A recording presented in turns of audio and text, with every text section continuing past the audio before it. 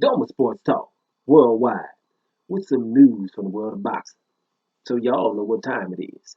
You ain't in a rush to get concussed. Now, talk a little Canelo news. Your boy Oscar De La Hoya, was saying about a month ago, whatever, he was saying nobody wants to fight Canelo, right?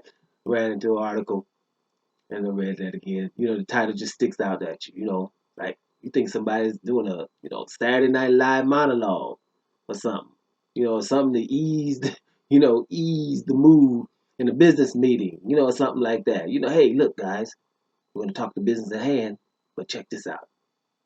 Nobody wants to fight Canelo, right? Everybody lighten up the mood because it's a joke. It's laughable to say nobody wants to fight Canelo, without in a joking manner. A lot of levity there, man. You know what I'm saying? Either my man Oscar De La Hoya got some guts or some serious backup. And it's the latter. You got some backup. I got Ring magazine in my pocket. I can go out here and say anything. At the time he said it though, they were in negotiations for that super middleweight division. Your boy Callum Smith or Billy Joe Saunders is the one they wanted. Even though Billy Joe messed it up by making a stupid domestic violence video, right? Go get the book slapped at Amazon, right? That domestic violence thing that messed that fight up. And Callum Smith, they want a little bit more money. Reason why? Because they know who we don't want to fight. Because they know we don't want to fight, they had a little leverage on them, and so those fights didn't materialize. So that was pissing up Oscar De La Hoya off, pissing him off, right? So that's when those statements came that nobody really wants to fight Canelo, and everybody wants to fight Canelo. You know what I mean? And that's the exact opposite. But for him to say that just shows, how he thinks. If he can get away with a lot of stuff, including those racist emails back then, going to Ring magazine and back and forth, and just don't say anything about him. You can come out and nothing happens to you. There's no repercussions. You come out and say nobody want to fight Canelo, even though everyone knows, shoot, the Golovkin leads the minimum. Right? If everybody was just naive to everyone else, they know Golovkin want to fight him at least. That's all Golovkin want to fight. Golovkin ain't fighting nobody else except him, right? Golovkin can think he's 2-0 against Canelo. Definitely one win, one draw. That's what he's thinking. So, but with Golovkin's another story. He won't fight nobody either. But we got the Lara would love to fight him again. Trout would love to fight him. Those fights need to be readdressed. Fighters that you were close to, of course, they want to fight you. Those would be easy fights. And let me tell you something else. The Daniel Jacobs fight. We always, well, Daniel Jacobs, that's a good fight. He took the Daniel Jacobs fight, which was awesome. To take the Daniel Jacobs fight, because, we think Canelo ain't going to take that. To take the hard fight. But you watch the fight, and there's not separation there. So what do? Subconscious, well, Canelo, we give it. Canelo got that one. You know what I mean? I think Canelo beat Jacobs. No, I don't think Canelo beat Jacobs. I don't. I just watched it again to make sure I don't. Canelo looked awesome in that fight. Let me tell you something. His defense is ridiculously awesome. It's fun to watch that, man. Dan Jacobs got fast hands, extremely fast hands, and that double jab was missing. He was getting missing both of them, right? And then I'll come with something on top of after that. Canelo bad, awesome, awesome fighter, right? But he can get outworked, right? And the thing is, everything that he does, like I said in other videos, is celebrated. So when Canelo, Canelo hit you with a body shot, right? It's going to be celebrated. If he, Lord forbid, he hit you with a jab, it's going to be celebrated. That counter jab, the little short jab from Jacobs, jab to the body, jab to the chest, kind of, not really being fathomed, right? Well, I think Jacobs pretty much outworked him, but it was a very close fight. Canelo, probably always you think Canelo maybe hit with the harder punches or whatever, but I'm not sure. I think he got outworked in that fight, right? And I watched like the British feed. Carl Froch had it even at the British feed in the British feed. Juan Marquez, the legend, the Hall of Famer, had Daniel Jacobs winning by 1 round. That's how close it was. There's no separation in that fight. But we know, bottom line, that's what we read. Well, he beat Jacobs, right? Because we know in your subconscious, damn well, it's close. Pfft, ain't no separation with Canelo. You can forget that. You can forget that. That ain't happening. You know, it has to be a extreme separation. I told you that Mayweather separation, and there ain't nobody else beating Canelo with no Mayweather separation.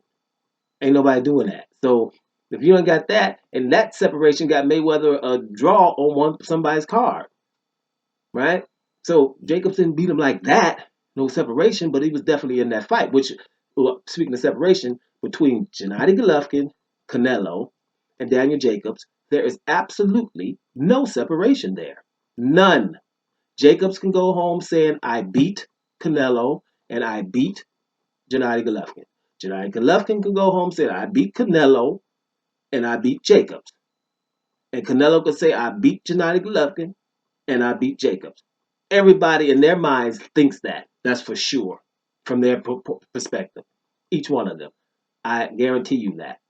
And that's why there's no separation there. So all of those people want to fight Canelo. And we don't have to mention the main two is Demetrius Andrade, right? Demetrius Andrade and Jamal Charlo. Demetrius Andrade been the champion since 2013, man. In the same weight division as Canelo, following wherever you go. That's ridiculous. That's 7 years that I've been calling you out. People still got him in front of Demetrius Andrade. Don't act like Andrade want to fight him. I just read an article just now, and they talking about the light heavyweights, Bivol and your boy Beterbiev. Then they go to light super middle. And they talking about Caleb Plant and your boy um, the other one, man, Caleb Plant, and it'll come to me. But them dudes, Benavides, right? Them two. He should try to fight them, which is cool, right? But they don't even mention Andrade or Charlo, right? Who we're trying to act like, well, because they're at middleweight. No, we know damn well. If Canelo going to 168, so are they. We Charlo already talking about going up to fight the hardest super middleweight and David Benavides. He's not talking about Billy Joe Saunders and all of that, right?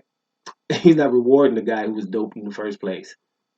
So those two, Andrade and Charlo, for sure. Those are the reasons why other people are getting paid, those two guys. So, like I said, that statement from your boy Oscar De La Hoya is outlandish. It's comical that he would be able to say that, right? But we see, presidents saying stuff, because there's no repercussion.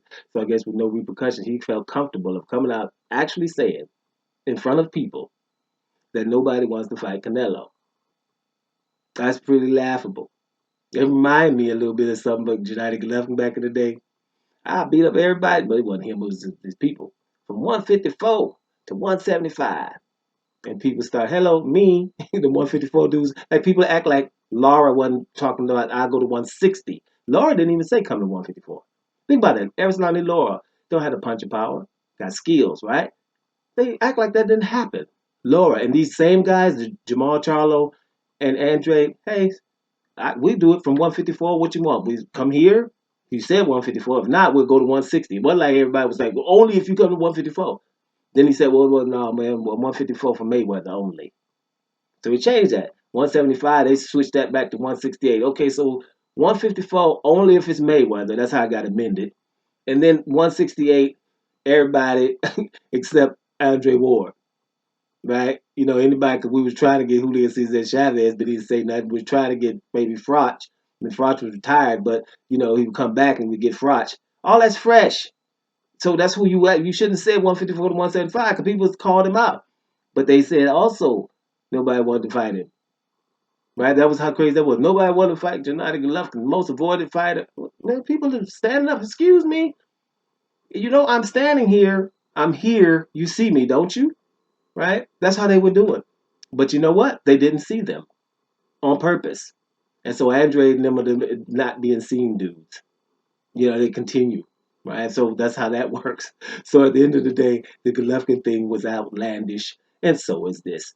Everybody who is somebody in 160 and people with belts that can give them unification would fight him. Andre and Charlo at 168, Benavidez, Caleb Plant, and anybody else at 168 and 175. You don't even have to ask nobody there. Because I'm sure Beterbiev, as Bibble's already said that he'll come down from 175 to 168 to fight him. So he doesn't have a problem of fighting anybody. I just think what's going to happen is the people know that one thing he ain't going to do, and he's not going to fight Andre or Charlo. So because of that, these other dudes can get a little bit more cheese. That's the bottom line. Doma Sports Talk, worldwide. And I'm up out of here, y'all.